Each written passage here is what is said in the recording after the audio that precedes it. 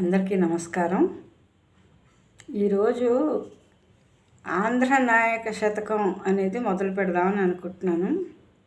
ఈ ఆంధ్ర నాయక శతకం అనేది వ్యాజస్తుతి అనే అలంకారంతో రచించబడింది.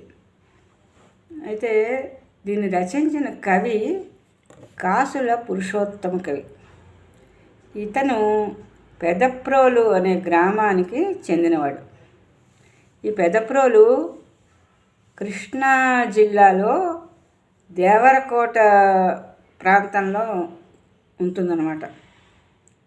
ఈ శ్రీకాకుళం అక్కడ ఈ శ్రీకాకుళం అనేటటువంటి గ్రామం కూడా ఉంది. శ్రీకాకుళం అనేది ఒక జిల్లాగా ఉంది కోస్తాలో. ఆ శ్రీకాకుళం వేరు, ఈ శ్రీకాకుళం వేరు. ఇది కృష్ణా జిల్లాలో ఉండేటటువంటి శ్రీకాకుళం అన్నమాట. అయితే దీనికి అప్పట్లో అంకినీయుడు అనేటటువంటి జమీందారు పాలిస్తూ ఉండేవాడు. ఆ శ్రీకాకుళంలో ఈ ఆంధ్ర మహావిష్ణువు అనేటటువంటి దేవుడిది ఆలయం ఉంది. అప్పట్లో అది చాలా గొప్ప పేరు పొందిన ఆలయమే.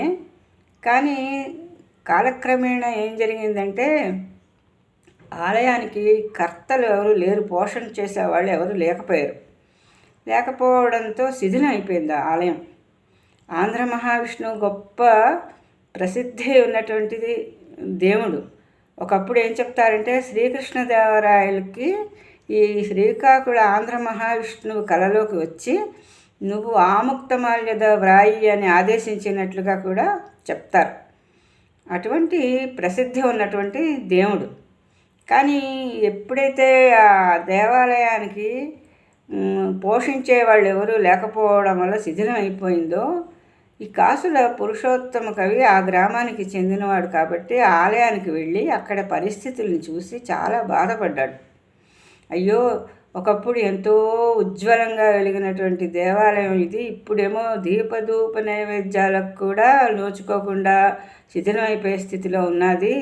భగవంతుడికి ఏమి ఇలాగ అపచారం జరుగుతోంది అని చాలా బాధపడి అతను ఏం చేశాడంటే ఆ శ్రీకాకుళ ఆ మహావిష్ణువుని ప్రార్థిస్తూ నృతిస్తూ ఒక శతకాన్ని రచించాడు. అయితే ఆ శతకంలో ఏం చేశాడంటే అతను ఆ విష్ణుమూర్తిని ఎత్తి పొడుస్తున్నట్లుగా ఉంటుంది ఆ పద్యాలన్నీ కూడా. అంటే అందులో అంతరార్థమేమో పొగడ్త. ఆ మహావిష్ణువు యొక్క లీలలు అన్నీ కూడా అంతరార్థంగా ఉంటాయి. కానీ బయటికి చూస్తే అతన్ని ఎత్తి పొడుస్తూ చెప్పినట్లుగా ఉంటాయన్నమాట పద్యాలు. అలా ఉండేదాన్నే వ్యాజస్తుతి అలంకారం అని అంటారు. అలంకారాలలో ఇదొక రకం అన్నమాట. అయితే ఈ పద్యాలు ఇతను రాసిన తర్వాత ఆ శతకాన్ని ఆ సంస్థానాధీశుడైనటువంటి అంకినీయుడు అనే అతనికి ఇచ్చాడు అంకితం. అతను ఈ పద్యాలు విని ఆ దేవాలయాన్ని చూసి చాలా బాధపడి దాన్ని పునరుద్ధరించాడు. అప్పుడు ఆ దేవుడికి మళ్ళీ భోగాలు, ధూపదీప నైవేద్యాలు అన్నీ కూడా చక్కగా జరిగాయని అంటారు. ఇప్పటికీ అది శ్రీకాకుళంలో ప్రసిద్ధ దేవాలయం ఆంధ్ర మహావిష్ణువుది. అందుగురించి అతను ఏం చేశాడంటే సీస పద్యాలలో ఈ 100 పద్యాలు రచించాడు. శతకం కదా అంటే 100 పద్యాలు.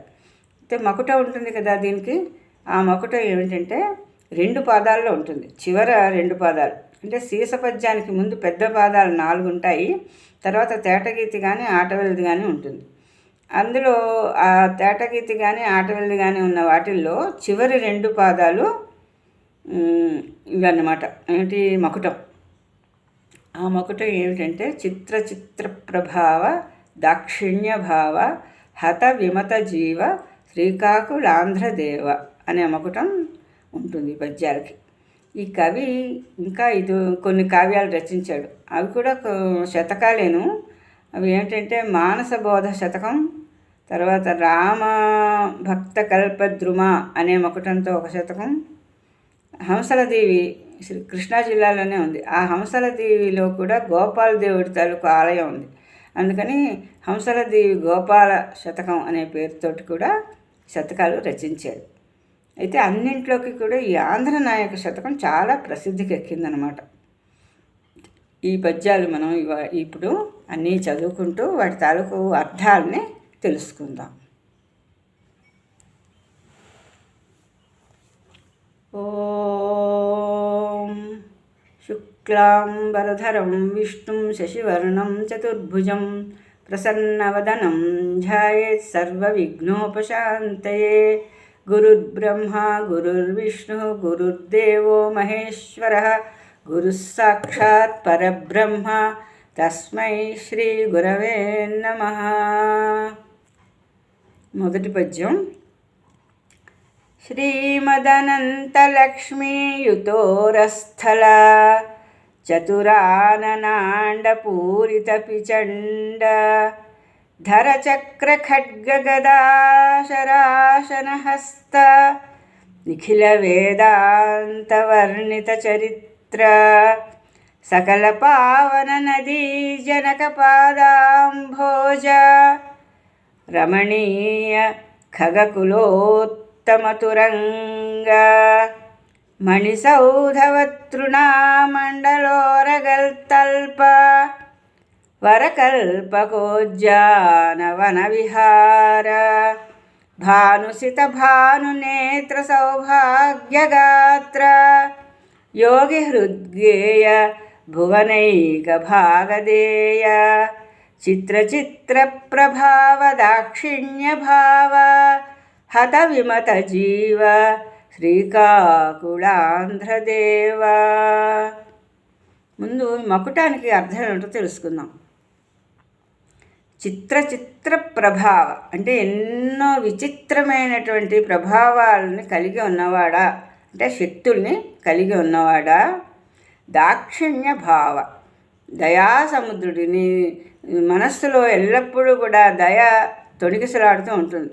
అందుకు నుంచి నువ్వు దాక్షిణ్య భావాన్ని కలిగి ఉన్నవాడవా. హత విమత జీవ, విమతులు అంటే దుర్మార్గులు, మంచి బుద్ధి లేనివాళ్ళు. వాళ్ళని ఎప్పుడూ కూడా హతం చేసేవాడు, అంటే దుర్మార్గుల్ని ఎప్పుడూ కూడా సంహరించేవాడా. ఓ శ్రీకాకుళ ఆంధ్రదేవ. శ్రీకాకుళ ఆంధ్రదేవ అంటే ఇక్కడ ఆంధ్ర నాయకుడు అని కూడా పేరు పొందాడు ఆ మహావిష్ణు. శ్రీకాకుళ ఆంధ్ర మహావిష్ణు అతని పేరు. ఆంధ్రదేవుడిని కూడా అంటారు. అందుకే దీని పేరు ఆంధ్ర నాయక శతకం అని పెట్టారు. అందుగురించి ఇక్కడ అతన్ని సంబోధిస్తున్నాడు. ఓ శ్రీకాకుళంలో వెలిసినటువంటి ఓ ఆంధ్ర మహావిష్ణు అంటూ సంబోధించి ఈ పద్యాలన్నీ రాశాడనమాట.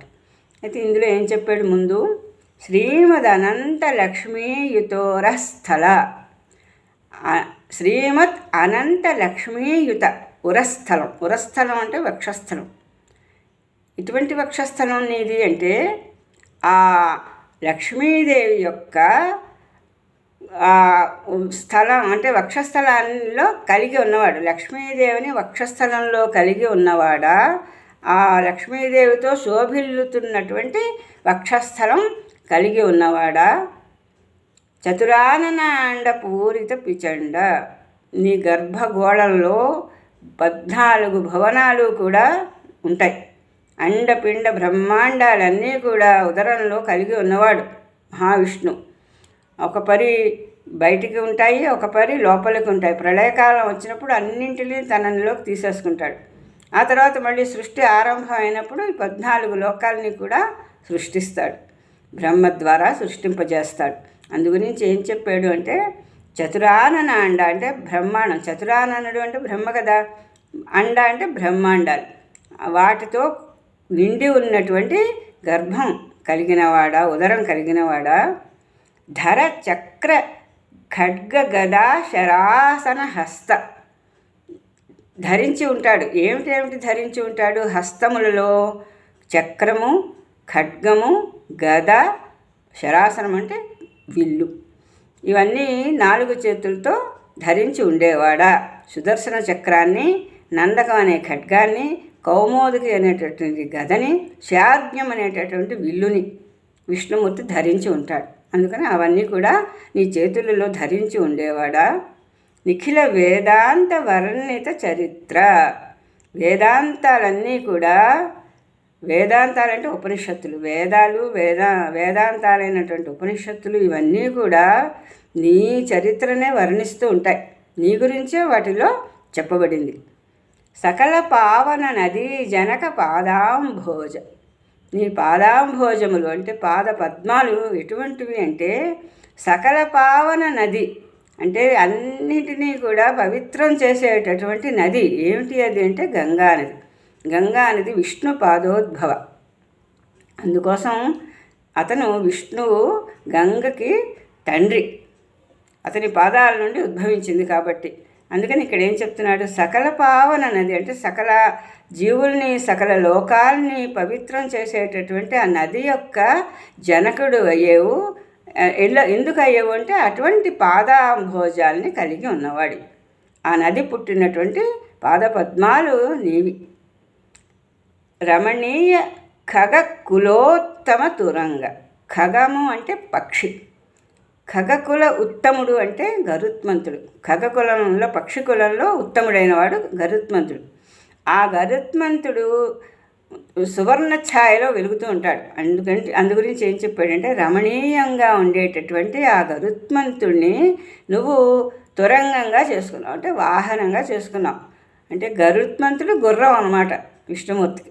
గుర్రం అనేది ఇక్కడ ఎందుకు ఉపయోగించాలంటే వాహనం కింద వాడడానికి. ఆ రకంగా నువ్వు గరుత్మంతుణ్ణి వాహనంగా కలిగి ఉన్నవాడివి. మణిసౌధవత్ ఫణామండల ఉరగ తల్ప. ఉరగము అంటే పాము. ఆ పాముని తల్పంగా కలిగినవాడు. ఆదిశేషువు మీద పవడించి ఉంటాడు కదా. అయితే ఎటువంటి ఆదిశేషుడు తాలూకు తల్పం అది అంటే మణిసౌధవత్ ఫణామండల. మణిలతోటి కూడా వెలిగిపోతున్నటువంటి పడగలు. 1000 పడగలు ఉంటాయి ఆదిశేషుడికి. ఆ 1000 పడగలు కూడా ఎంతో చక్కటి కాంతులతో వెలిగిపోతున్న మణులని కలిగి ఉంటాయి. అటువంటి ఆ పాము మీద శయనించి ఉండేవాడివి, దాని తల్పంగా చేసుకునేవాడివి. వరకల్పకోద్యాన వన విహార. ఆ కల్ప వృక్షాలు అన్నీ ఉండేటటువంటి ఉద్యానవనంలో సదా విహరిస్తూ ఉండేవాడా. భాను సిత భాను నేత్ర. భాను అంటే సూర్యుడు, సితభానుడు అంటే చంద్రుడు. సూర్యచంద్రులు విష్ణుమూర్తికి కళ్ళు, నేత్రాలు. అందుగురించి ఏం చెప్తున్నాడు ఇక్కడ, భాను సితభాను నేత్ర. సూర్యచంద్రులనిద్దరినీ కూడా నీ 2 నేత్రాలుగా కలిగి ఉన్నవాడా. సౌభాగ్యగాత్ర. ఎంతో మంగళకరమైనటువంటి శరీరం ఆకారం కలిగి ఉన్నవాడా. యోగి హృద్గేయ. యోగులనేటువంటి వాళ్ళ హృదయాలలో ఎల్లప్పుడూ నివసిస్తూ వాళ్ళందరి చేత కూడా కీర్తింపబడేవాడా. భువనైక భాగధేయ. ఈ భువనాలన్నింటికీ కూడా నువ్వొక్కడివే రక్షించేవాడివి. ఈ లోకాల్లో ఉండేటటువంటి వాళ్ళ తాలూకు అదృష్టం అంతా కూడా నీ మీదే ఆధారపడి ఉన్నది. అందుగురించి నువ్వు భువనాలన్నింటికీ కూడా పాలించేవాడివి, వాళ్ళకి భాగ్యాన్ని కలిగించేవాడివి. అటువంటి వాడివైనటువంటి ఓ శ్రీకాకుళ ఆంధ్రదేవ, నీవు ఎన్నో విచిత్రమైనటువంటి శక్తుల్ని కలిగి ఉన్నవాడివి, దయా సముద్రుడివి, శత్రువులైనటువంటి దుర్మార్గుల్ని సంహరించేవాడివి. అటువంటి వాడా అంటూ సంబోధిస్తూ ఈ మొదటి పద్యాన్ని చెప్పాడు. ఈ రోజుకి ముగిస్తాను. మళ్ళీ రేపు కలుసుకుందాం. అంతవరకు సెలవు. నమస్కారం.